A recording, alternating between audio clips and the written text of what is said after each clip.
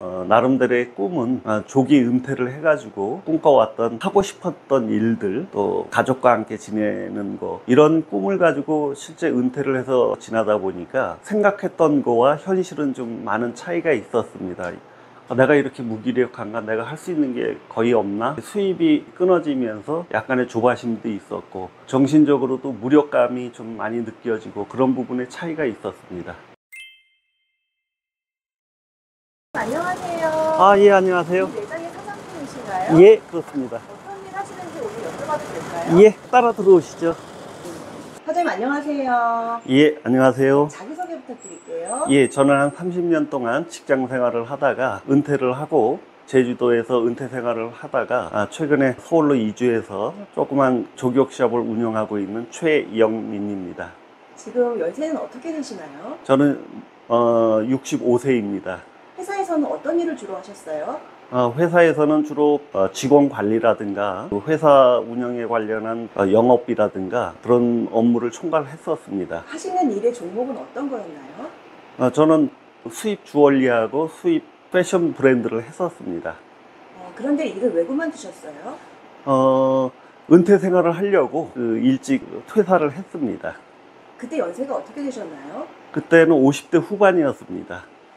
50대 후반이면 젊은 나이신데 은퇴를 생각하시게 된 계기가 있으신가요?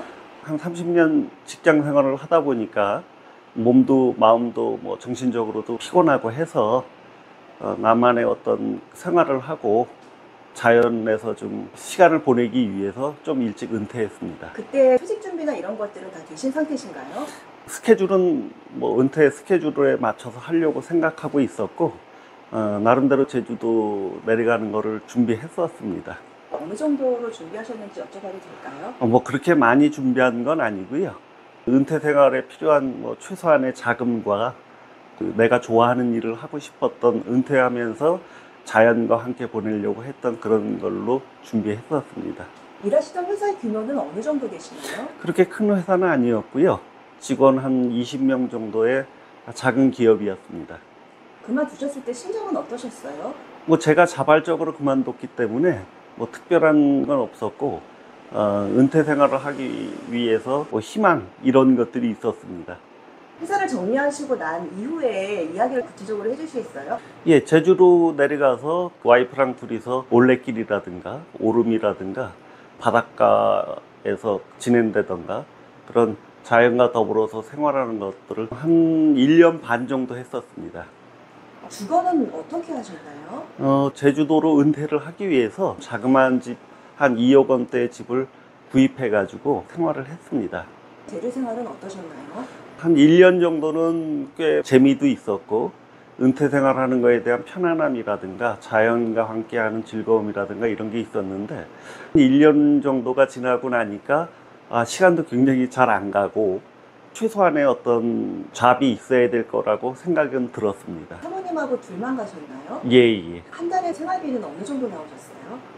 한 달 생활비는 뭐 크게 뭐 뜨는 건 없었기 때문에 한 200만 원 정도에서 생활했습니다. 그 자금은 어떻게 준비하셨던 건가요? 그동안 회사 생활을 해오면서 축적한 것도 일부 있었고 퇴직금도 좀 있었고 그래서 그 자금으로 썼습니다. 일을 해야 되겠다라고 생각하신 구체적인 계기가 있으실까요? 나름대로의 꿈은 조기 은퇴를 해가지고 취미생활이라든가 기타 꿈꿔왔던 하고 싶었던 일들, 또 가족과 함께 지내는 거, 이런 꿈을 가지고 실제 은퇴를 해서 지나다 보니까 생각했던 거와 현실은 좀 많은 차이가 있었습니다. 100세 시대라고 그러는데 나이 60 정도에서 은퇴 생활하면서 계속 놀면서에 대한 지루함이라든가 또 시간이 가면서 나태해진다던가 내가 생각한 것처럼 그렇게 노는 것만이 능사는 아니구나. 조그만 자영업이라도 운영하면서 최소한의 생활비를 충당하고 그런 걸 하기 위해서 여러 가지 자료도 보고 유튜버라든가 이런 것들을 찾아봤습니다. 그런 느낌은 언제 시점부터 느끼셨을까요? 한 1년에서 1년 반 시점이 지나가니까 이제 노는 것도 지치고 사람이 계속 게을러지거나 매너리즘에 빠진다는 느낌이 들기 시작하면서 이렇게 계속 뭐 평생을 살 수는 없다. 물론 뭐 엄청나게 자금이 많다거나 이렇다 그러면 또 몰라도 현실적으로 생활을 해야 되기 때문에 금전적인 부분이라든가 이런 면에서 뭔가를 계속 해야 되겠다는 생각이 들었습니다. 혹시 정신적으로나 신체적으로 변화가 있으셨을까요? 뭐 직장 생활 하는 경우에는 대외적으로 고객들을 만난다거나 업체분들하고 사업적인 부분을 진행하면서 삶의 피로감도 있었지만은 사회생활을 계속 영위하는 스케줄들 그런 게 있었는데 은퇴를 하고 보니까 그런 것들이 전체적으로 다 끊어지고 나 혼자만의 생활이라든가 뭐 주변에 몇 명 정도의 지인들만 만나다 보니까 굉장히 그 생활이 단순해지고 오히려 무료함이라든가 어떤 자괴감이라든가 그런 것들이 좀 있었습니다. 그런 무료감이 사장님한테 어떤 영향을 미쳤다고 생각하세요? 그러니까 결국은 그 대외적으로 나 혼자 고립된다는 느낌이 굉장히 강하게 들었습니다.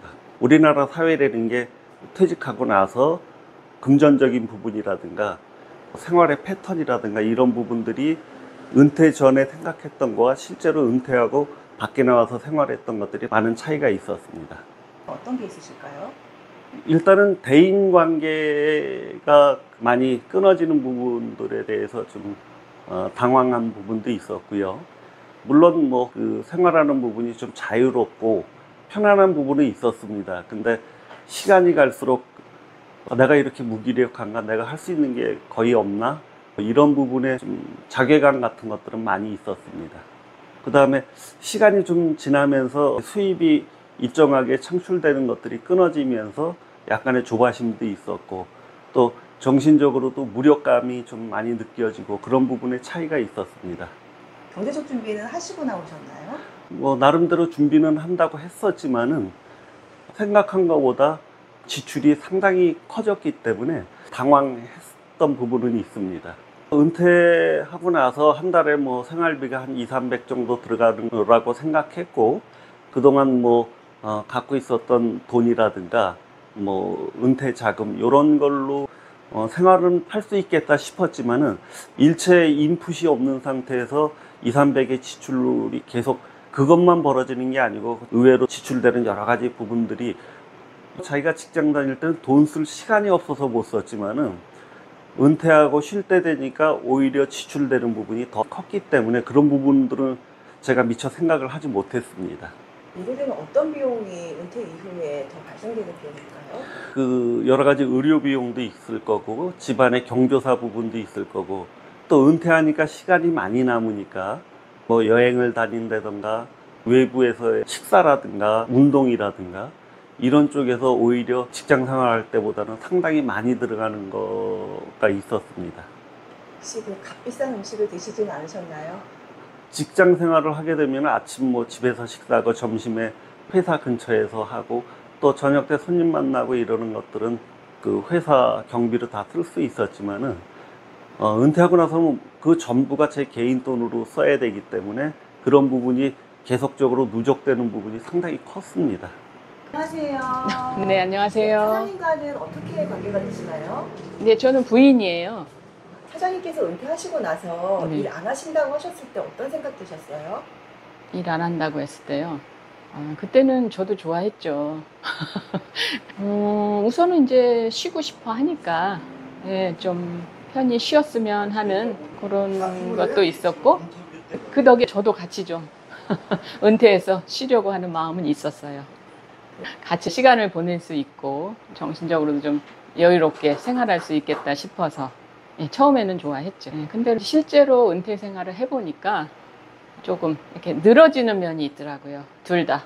규칙적인 생활은 하지 못하고 이렇게 늘어지는 부분이 있어서 사실 제가 더 건강이 안 좋아지더라고요. 사장님께서는 일하실 때 예. 어떤 모습이셨어요?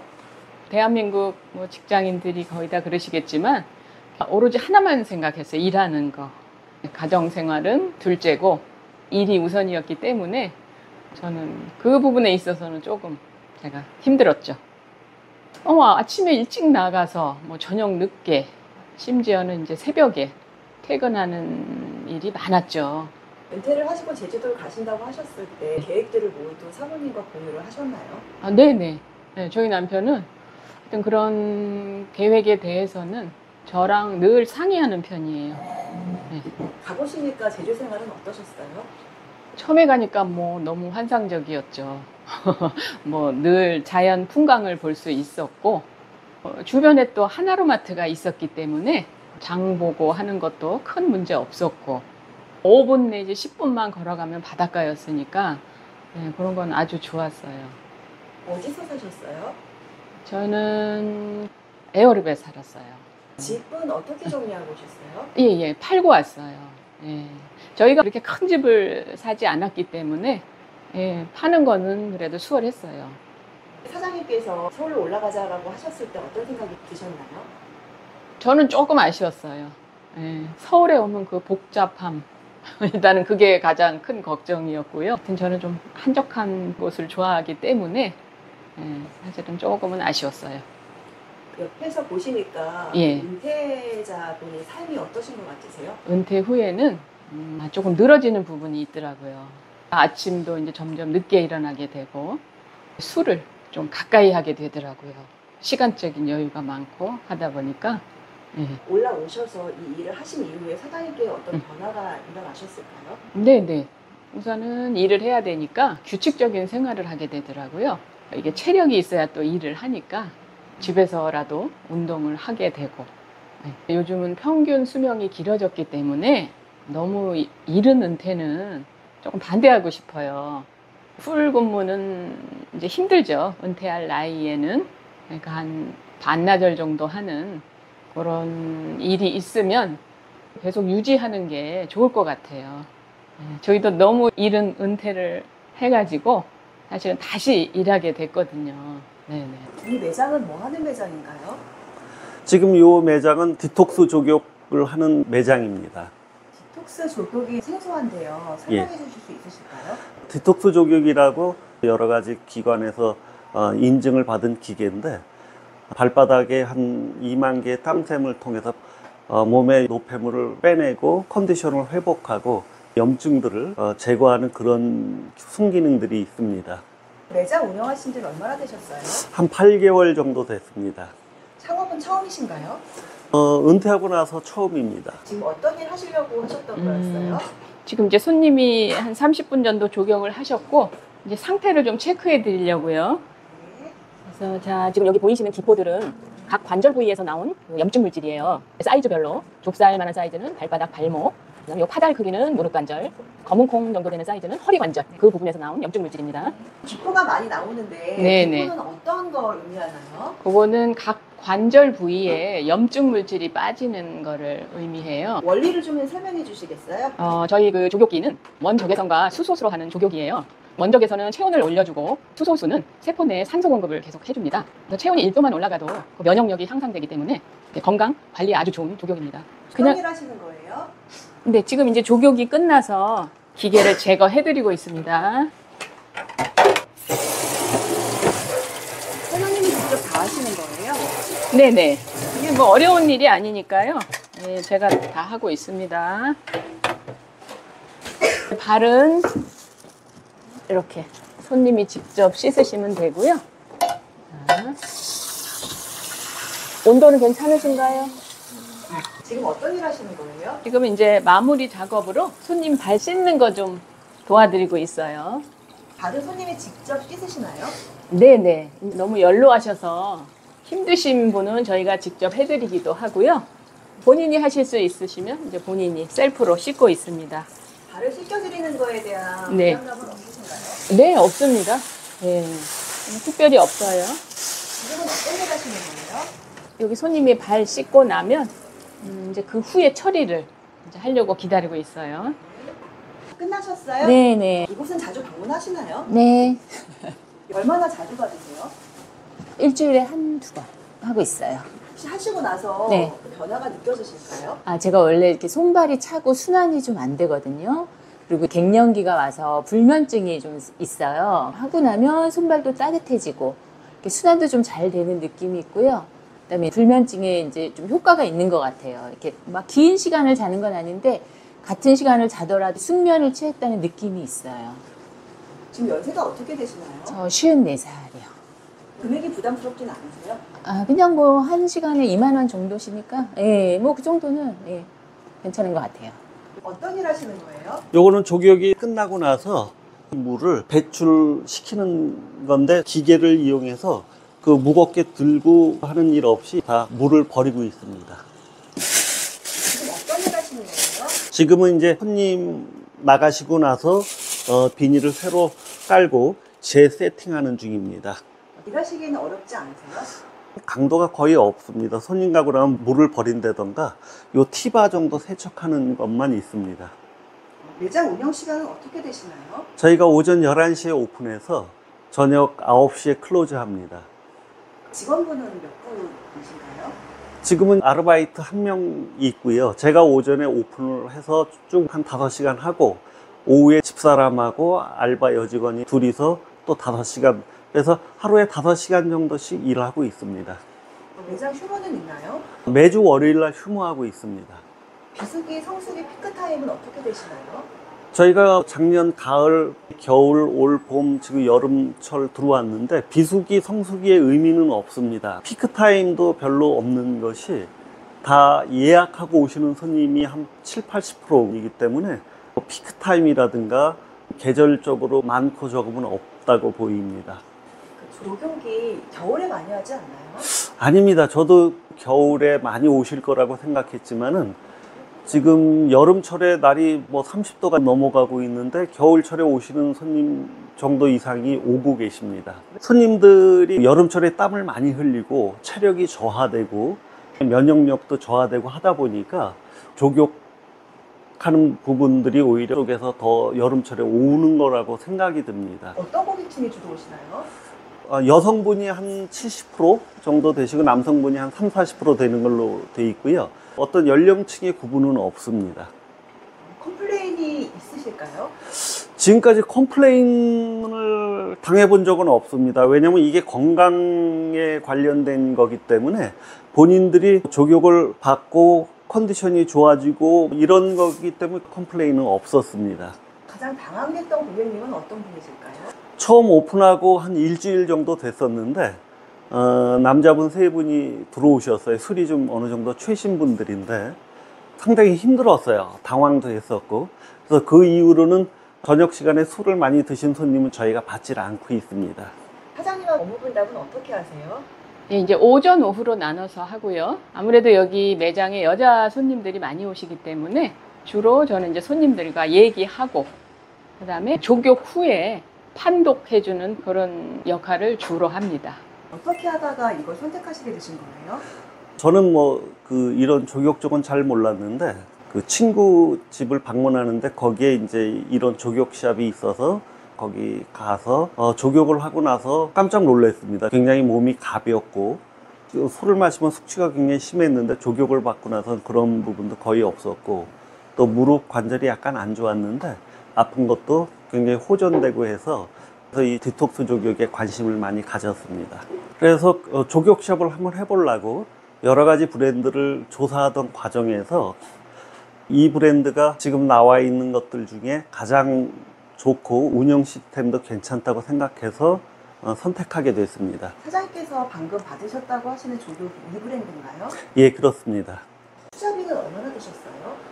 투자비는 다 이거 보증금 이런저런 거 다 합쳐서 본사에서 인테리어, 냉난방기 이런 거 다 포함해서 한 8천만 원 들어갔습니다. 보증금 3천만 원은 본인이 이제 나중에 찾아가실 거, 실제 투자한 비용은 5천만 원이라고 보면 됩니다. 대략 매출은 어느 정도 되실까요? 그 오픈해서 지금까지 월 평균 한 1,000만 원 정도 매출하고 있습니다. 수종 수익률은 어느 정도 되실까요? 조격샵의 특성상 원재료비는 거의 없습니다. 이것저것 다 포함해도 한 7, 8% 정도가 원재료비라고 보여지는데 그래서 저희가 평균적으로 600에서 700 정도 수익을 보고 있습니다. 임대료가 어떻게 되나요?